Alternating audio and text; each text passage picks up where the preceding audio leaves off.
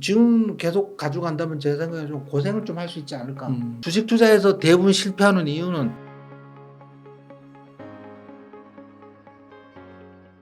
상반기 국내 시장을 좀 주도했던 2차전지 주식들이 조정을 받고 좀 박스권 흐름을 보고 있는데 2차전지 주식들 많이들 갖고 계시니까 한 말씀 좀 부탁드리겠습니다. 예, 2차 전지 관련주들 이제 분절기에 들었었다고 매수하면 안 된다고 제가 이전 출연 때도 강조드려서 말씀드렸었는데요.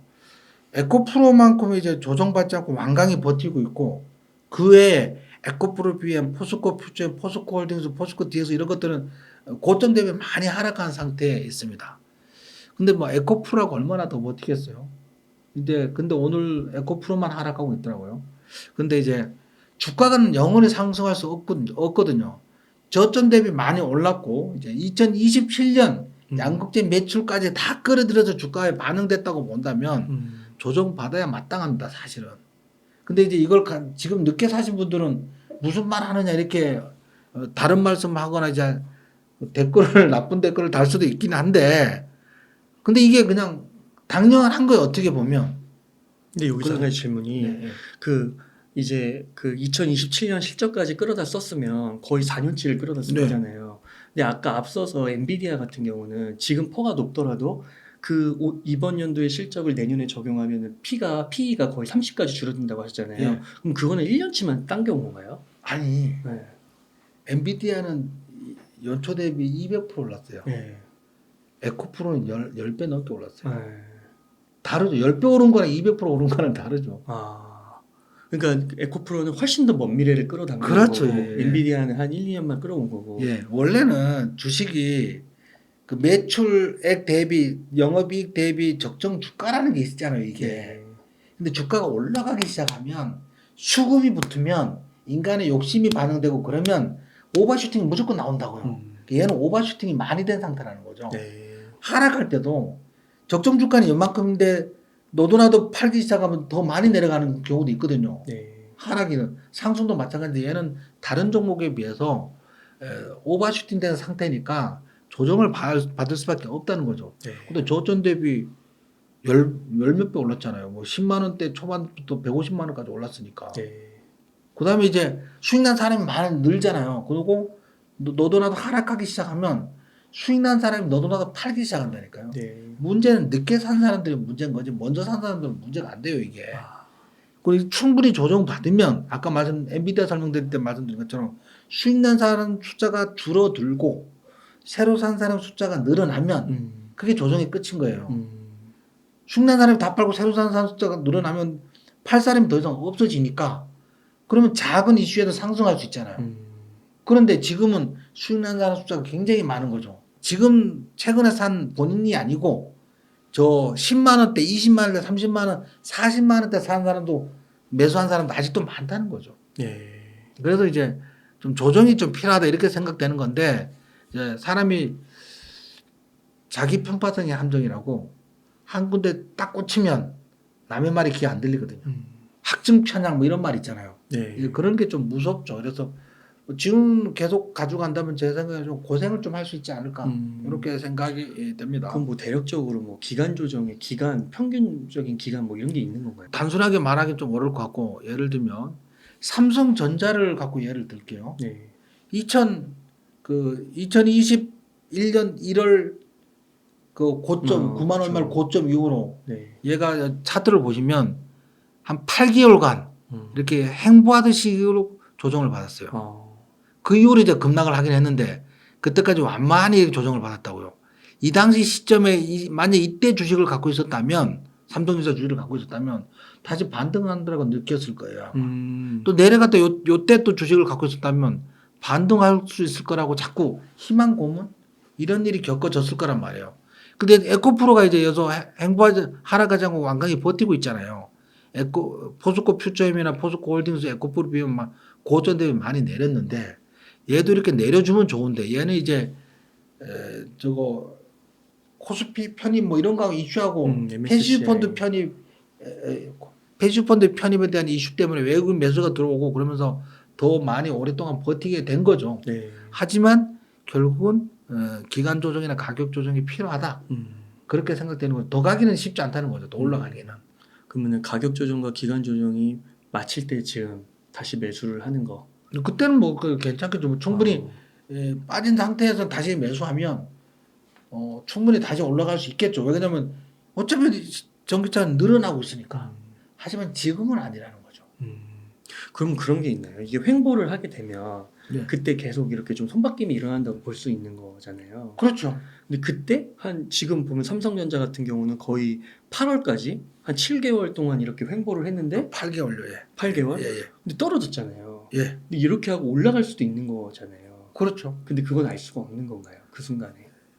그건 아무도 왜냐면 예를 들어서 삼성전자가 8월 달쯤 이게 8월이에요. 여기. 네. 여기 8월인데 8월쯤에 네. 좋은 뉴스가 계속 나왔다면 올라갔겠죠. 네. 근데 이제 D램 가격이 떨어진다거나 뭐 반도체 수급이 문제가 되거나 중국의 반도체 수출을 제한하거나 이런 외부 영향들에 의해서 반도체 가격이 떨어지면서 같이 떨어진 걸로 볼 수 있는 거죠. 네. 근데 이때 만약에 좋은 긍정적인 뉴스가 나온다면 충분히 이제 매물 압박은 끝났다고 보니까 네.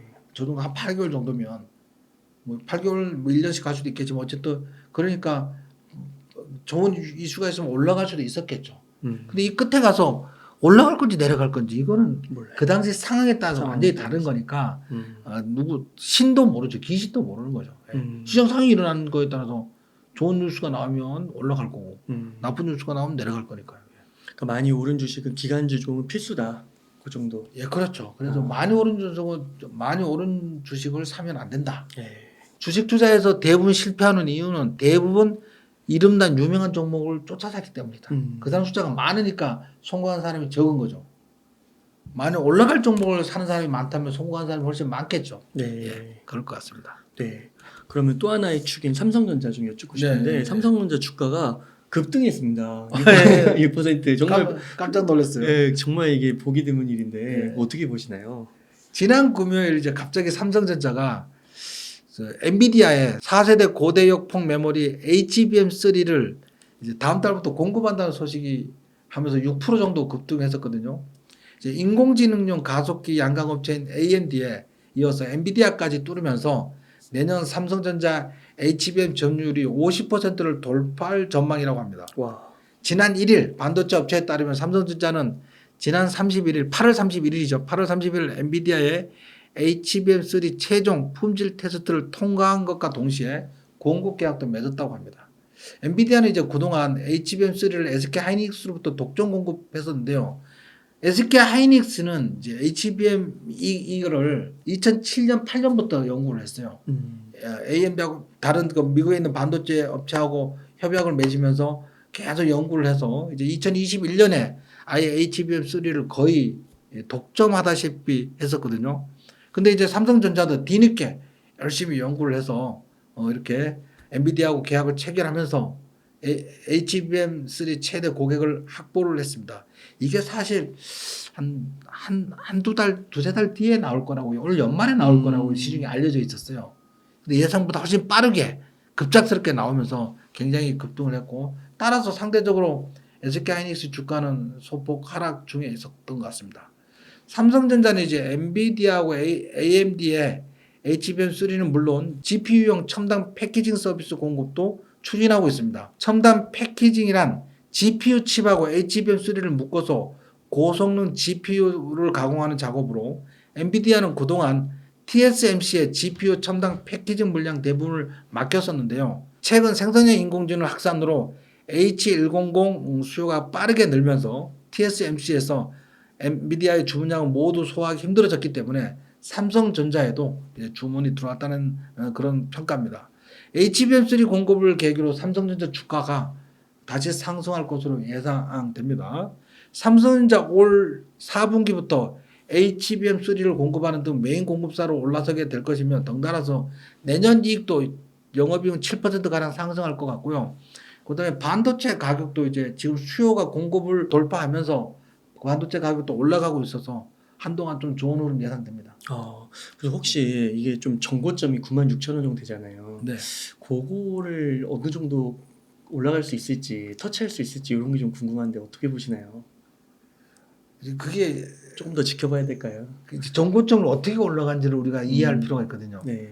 특별한 거 없이 이제 동학개미 운동으로 그 9만 원을 뚫었단 말이에요. 네. 그 당시 적정 주가는 6만 원대였다고 평가를 했었고 실제로 외국인 기관들은 6만 5천 원, 7만 원대부터 매도하기 시작했어요. 아. 그 당시에 올라갈 때. 네. 근데 동학개미 수급만으로 삼성전자라는 거를 거의 9만 원대까지 올렸으니 대단했던 거죠. 그런데 이제 지금이 와서 충분히 빠진 상태에서 얼만큼 올라갈 것이냐.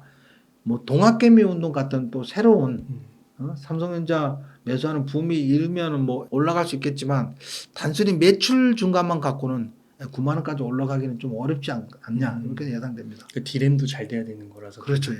여러 가지가 다 잘 돼야 되는 그러니까 거죠. 엔비디아 같은 경우는 막 엄청 앞으로 가늠할 수 없을 정도로 만약에 Q가 늘어날 수 있으면 주가도 많이 오를 것이다 이렇게 보잖아요. 예. 근데 그 GPU에 이 HBM이 같이 들어가야 되는 그렇죠. 거잖아요. 예. 그런데도 안 될까요? 그렇게 막 아니, 객관적으로 볼 수만. 장기적으로 올라가겠죠. 장기적으로.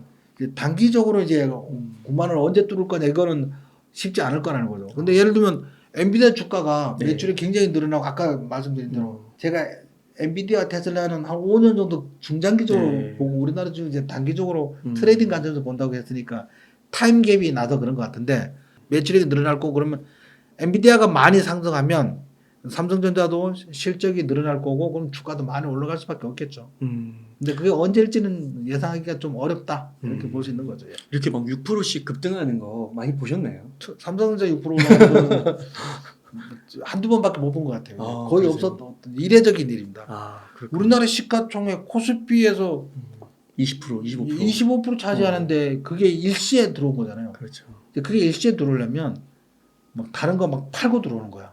그날 2차전지 관련주들이 다 내리는 거지. 맞네요. 그걸 팔아서 사야 되니까. 돈은 제한적이거든요, 이게요. 예. 아, 그래도 우리 한국 경제 전반적으로 봤을 때는 좀 좋은 소식 같네요. 예, 그나마 좋은 다행인 것 소식입니다. 같고. 예. 그럼요, 오늘도 이렇게 귀중한 인사이트 감사드리고요. 대표님 뭐 끝으로 한 말씀 부탁드리겠습니다. 예, 항상 저를 사랑해 주셔서 다시 한번 웅달책방에 출연할 수 있게 해주신 구독자 및 시청자 여러분들께 감사드립니다. 여러분들 사랑 덕분에 웅달책방에 자주 출연하고 있습니다. 감사합니다. 그 다음에 한 가지 이제 제가 운영하는 유튜브 채널 워렌TV라고 있거든요. 이제 구독자는 아직 몇 천에 불과한데요. 매일 증시와 관련된 소식을 전해드리고 관련주도 이제 분석해서 올려드리고 있으니까 저희 채널을 좀 방문해 주셔서 구독과 시청해 주시면 감사하겠습니다. 네. 이제 옹달책방 시청자 여러분들의 성공 투자를 기원합니다. 이번에 워렌TV 또 새 코너도 마련하셨고요. 예. 그죠?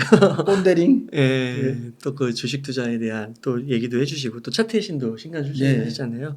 그래서 이렇게 모든 거 한번 살펴보시면 주식 투자하는데 정말 큰 도움 될 것 같고 저는 그 항상 김용 대표님 이렇게 만날 때마다 네. 그 말씀하시는 게 이루어지더라고요. 아, 예. 그런 게 너무 좋은 것 같아요. 감세장 감사합니다. 이런 거. 그래서 약간 2차 전지 얘기하실 때 댓글로 예. 안 좋게 다시는 분들도 있긴 하지만 예. 저는 한번 좀 그 곱씹어서 예. 한번 들어보시면은 정말 좀 큰 실수는 안 하고 또 성과에도 이렇게 성투하시지 않을까 그런 생각이 듭니다. 오늘도 귀중한 말씀 감사드리고 그럼 대표님 오늘 이용돼서 마무리하도록 하겠습니다. 이렇게 해서 워렌증권 에듀의 김용 대표님을 모시고 이야기를 나눠봤습니다. 긴 시간 동안 유익한 인사이트 많이 나눠주셔서 감사의 말씀드립니다. 오늘 고생 많으셨습니다. 네, 감사합니다.